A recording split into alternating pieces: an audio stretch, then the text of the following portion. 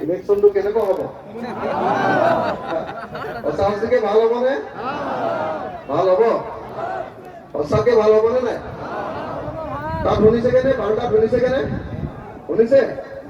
হয়। আৰু পিছফালে থকা বাৰটা শুনিছেগেনে? শুনিছে? হয়। সকলোকে নমস্কাৰ জনাই, শ্ৰদ্ধা জনাই, মই খুব চমুকে আপোনালোকৰ লগত কেইটামান কথা পাতিব খুজিছোঁ।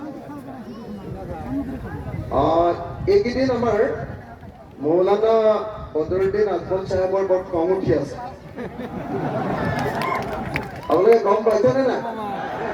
ষ্টেজতে মানুহক মাৰপিট কৰিছে বুলি গম পাইছেনে নাই? সঁচাকে গম পাইছেনে নাই? অলপ সাৱধানে থাকিব। বুজিছেনে নাই? খং কেলে উঠিছে গম পাইছেনে নাই? যোৱা 15 বছৰ ধৰি ধুবুৰীত এখন জমিদাৰী খুলিছিলে, হয়নে? জমিদাৰী খুলিছিলে, কিন্তু জমিদাৰী খোলোতে যিবিলাক মানুহে খেতি কৰিছিলে, ৰায়ত বুলি কয়নে নাই? খেতিয়ক বিলাক, সব খেতিয়ক বিলাক জমিদাৰৰ পৰা আঁতৰি গৈ সব মাটিবিলাক ভাগ কৰি লৈ লল।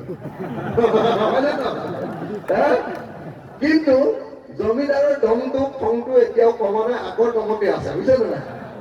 সেইকাৰণে যাকে সন্মুখত পাইছে তাকে মাৰপিট কৰি দিছে। অলপ সাৱধানে থাকিব দেই। এয়াই কি মিটিং হলে অলপ সাৱধানে থাকিব, মাৰ চাত খাই যাব আকৌ, বুজিছেনে নাই?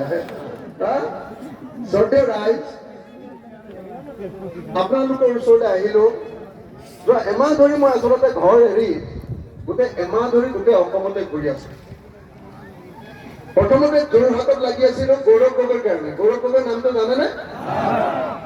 গৌৰৱ গগৈৰ কাৰণে লাগি আছিলো।